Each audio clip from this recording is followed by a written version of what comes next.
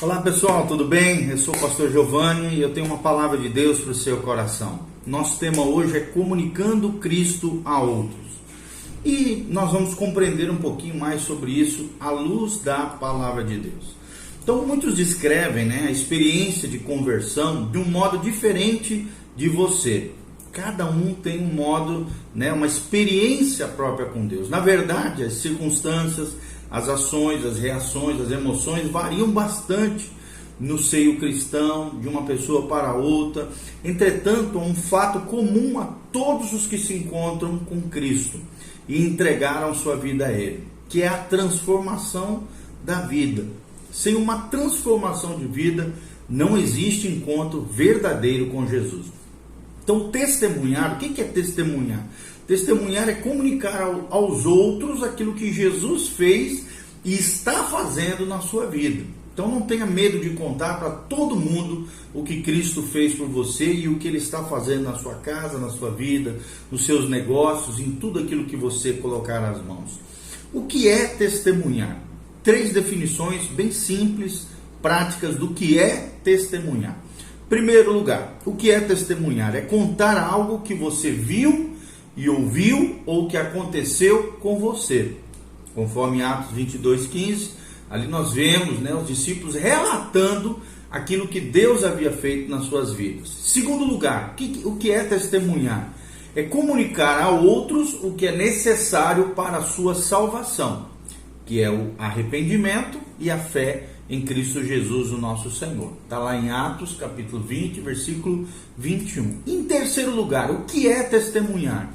É compartilhar com outros a sua experiência com Jesus, conforme nós aprendemos em 1 João 1:3. Compartilhe aquilo que Jesus tem feito, as suas experiências, E não tem nada melhor do que viver com Jesus, esse Jesus maravilhoso, a quem nós servimos e a quem nós amamos. Comunicar o quê?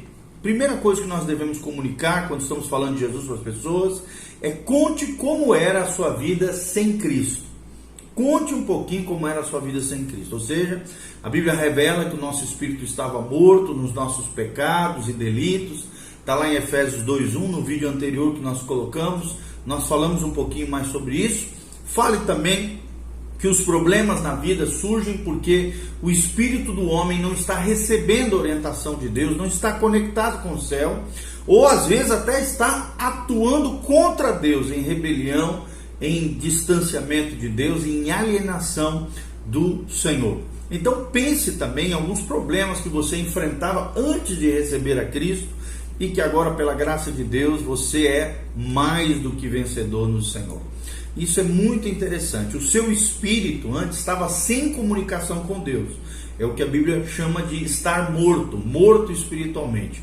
Não havia paz no seu coração. E agora a paz de Jesus habita ricamente nos vossos corações. A alma, o que é que você sente, o que é que você pensa, o que é que você deseja, ela era controlada por você mesmo. Assim sendo, as suas decisões eram baseadas naquilo que você pensava, raciocinava ou sentia, mas não na palavra de Deus. E já o seu corpo sofria por causa das paixões, lascívias, desejos desenfreados, que é o que a Bíblia chama de concupiscência, significa desejos desenfreados. E muitas pessoas sem Cristo entregavam-se e entregam-se à prática de vários tipos de vícios e compulsões, como nos dias de hoje. Segunda coisa que nós precisamos contar é o que Jesus fez por você. Além de contar como nós éramos e como nós vivíamos sem Jesus, segundo lugar, conte aquilo que Jesus fez por você. Jesus morreu, Jesus ressuscitou pelos seus pecados para lhe dar uma vida nova. Conte um pouquinho como é que está sendo essa vida nova no Senhor. Conforme relatado, 1 Pedro 2:24 fala sobre essa novidade de vida, essa vida nova que nós temos em Jesus, isto é, trocar. Jesus tirou um espírito morto por um espírito vivificado por Ele, governado pelo seu doce espírito que nos ajuda a vencer todas as coisas. Então, é muito importante nós falarmos sobre isso e nós compreendemos aquilo que a Bíblia diz a esse respeito quando estamos nos comunicando com outras pessoas.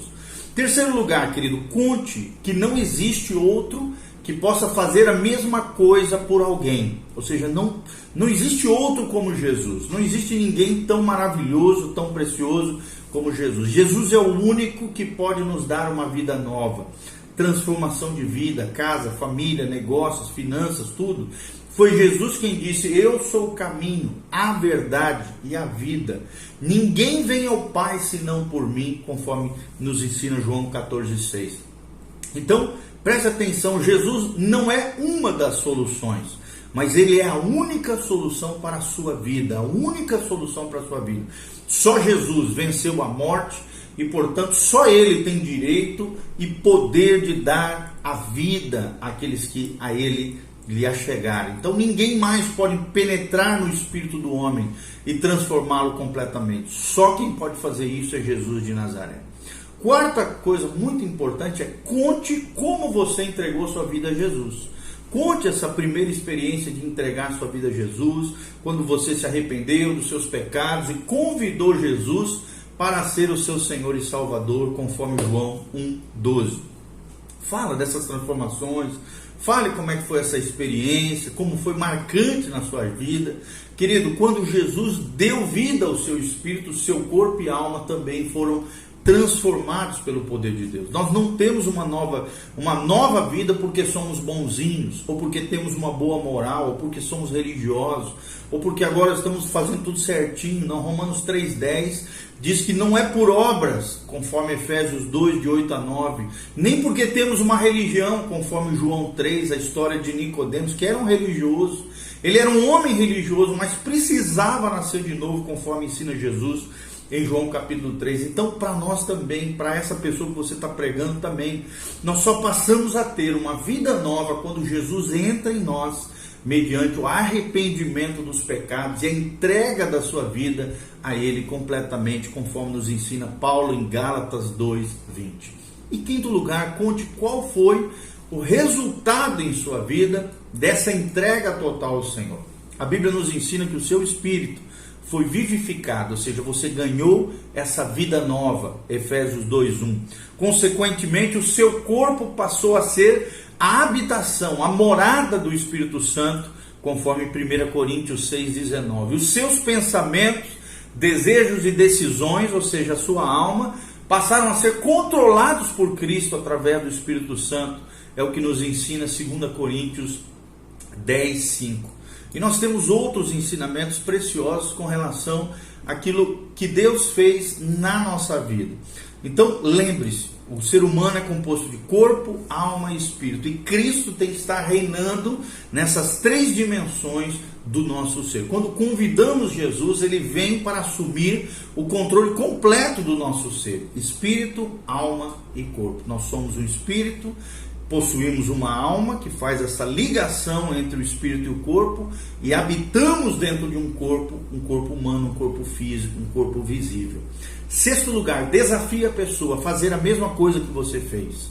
Primeiro, reconhecendo que o seu espírito está morto, que ela é pecadora, que ele está perdido e que Jesus é o único que pode livrá-lo dessa situação, conforme 1 Timóteo 2,5. Segundo, fale para ele que é necessário desejar mudar de vida, conforme nos ensina Lucas 15:18.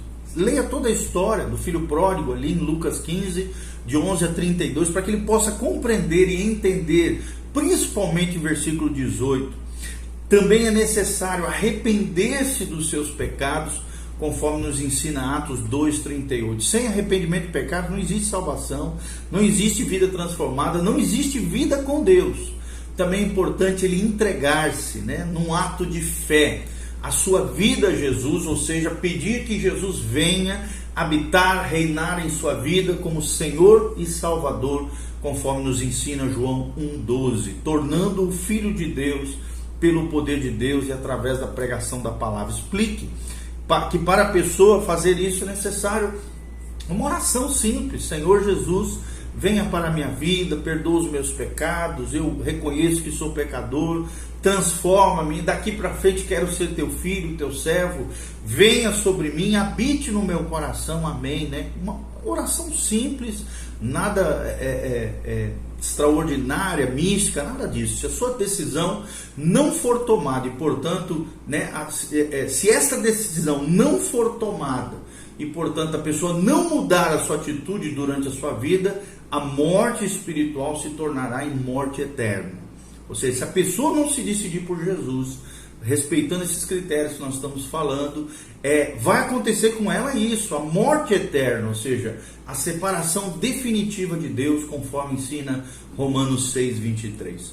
Então, mas talvez uma outra pergunta surja quando nós falamos sobre comunicar a Cristo.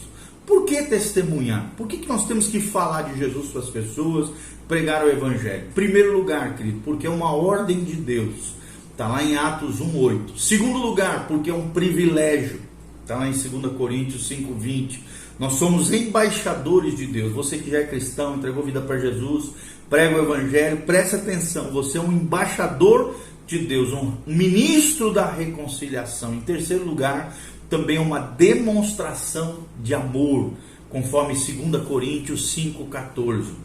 Estamos oferecendo, né, aquilo que as pessoas mais precisam. O amor de Cristo deve nos constranger a fazer isso, e é muito importante nós pensarmos sobre todas as situações.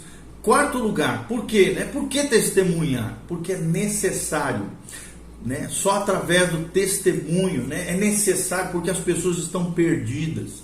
Jesus veio buscar e salvar o perdido, conforme Lucas 19:10. A situação da pessoa sem Cristo é trágica, conforme Efésios 2:12. Sempre haverá pessoas prontas para ouvir.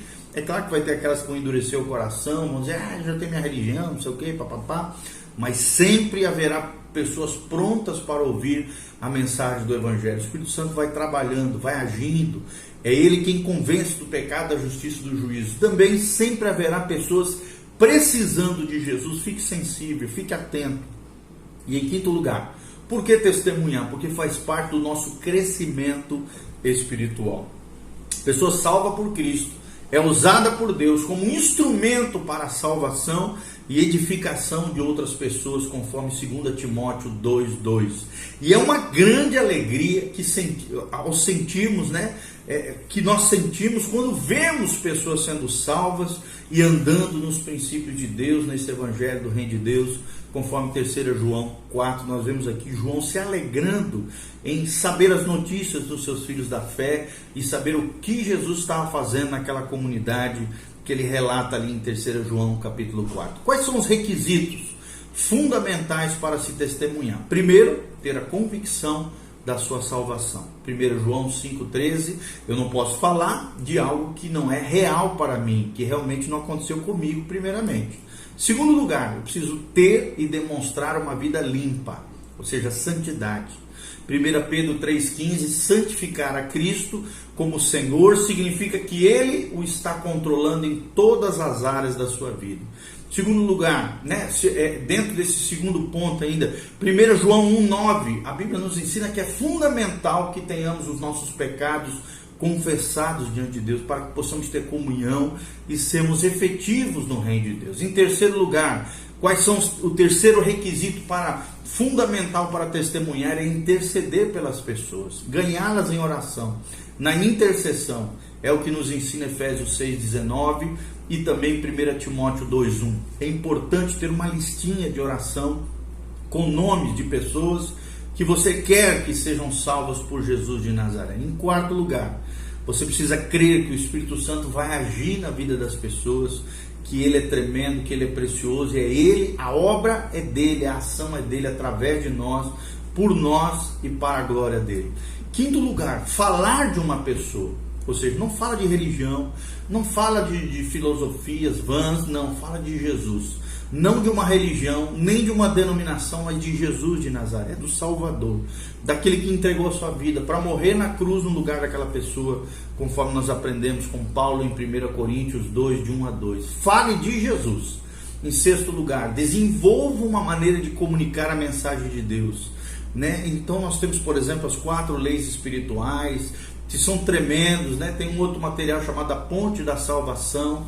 passos para a paz com Deus. Existem muitos materiais e planos, estratégias evangelísticas para que você desenvolva uma maneira de comunicar a mensagem de Deus mais eficaz. Eu sempre utilizo as 4 leis espirituais da Cruzada Estudantil do Bill Bright.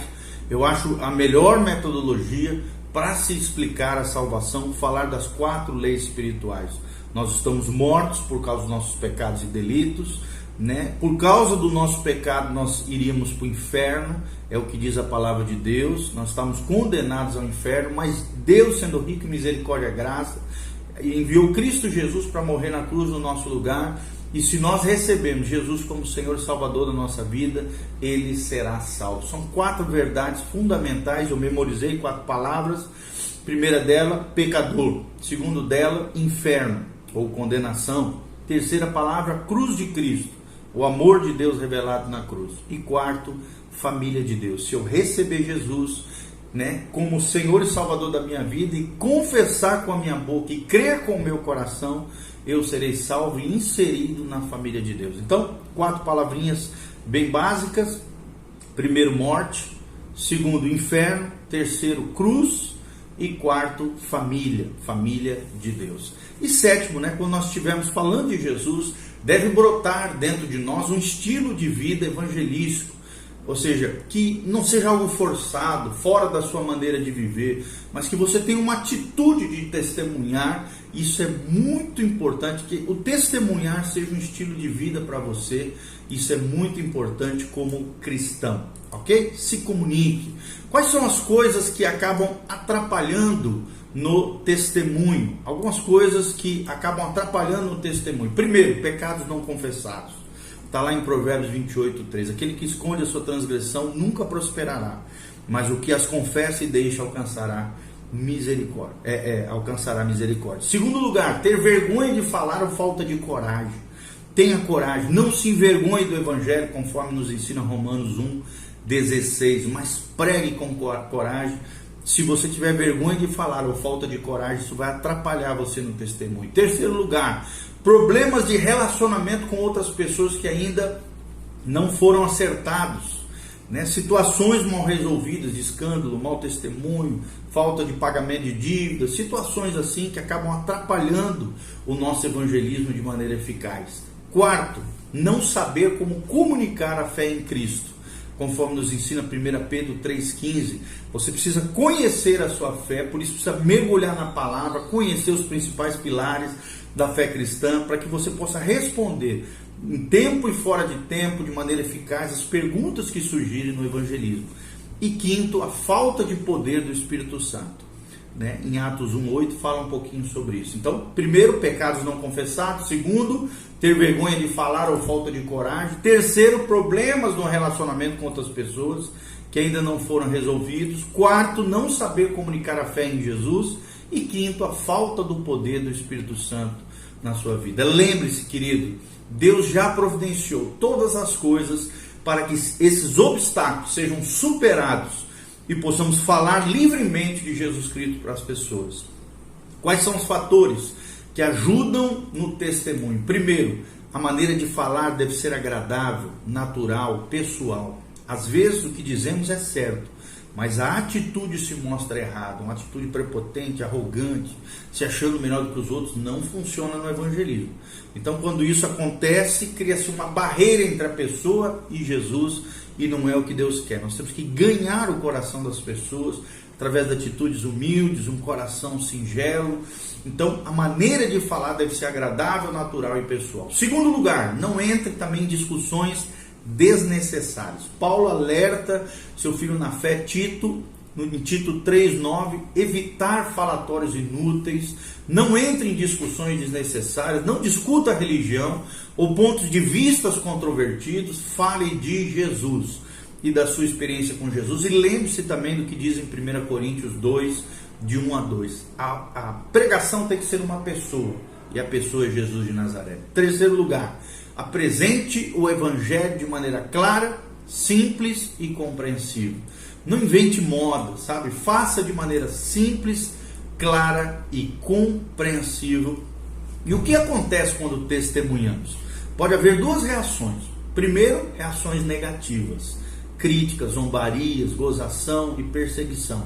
Está lá em Atos 17, 32 a 33 e Atos também 4, de 1 a 3, fala dessas reações negativas que as pessoas podem ter mediante o testemunho do Evangelho. E segundo, há conversões, né? Há transformações de vida, que é o nosso objetivo dentro dessa pregação eficaz, que é o que diz João 4,39, Atos 17, 34 e Atos 4, 4. Então, concluindo tudo, o fruto do justo é a árvore da vida, e o que ganha almas é sábio. É o que diz Provérbios 11:30. Então ganhe almas, conquiste almas por Jesus, testemunhe da sua fé, seja um evangelista eficaz para a glória de Deus, conquiste mais e mais pessoas para Jesus. Não seja aquele crente chato, aquele cristão xarope, não. Seja cuidadoso, zeloso, simples, claro, objetivo, né? Se não funcionou falando, vai orando até que Deus propicie aquele momento oportuno para que você pregue o evangelho em tempo, fora de tempo, com sabedoria, graça, amor e simplicidade e humildade de coração. Tá bom, queridos? Que você se torne um grande evangelista, um grande pregador do evangelho, uma pessoa eficaz no reino de Deus, para a glória de Deus. Dê um joinha, siga o nosso canal, compartilhe com outras pessoas e comunique Cristo a outros. Lembre-se disso. Comunique Cristo a outros. É o desejo do nosso coração. Espero ter sido bênção na sua vida. Dê um joinha, siga o nosso canal e compartilhe com outras pessoas em nome de Jesus. Amém.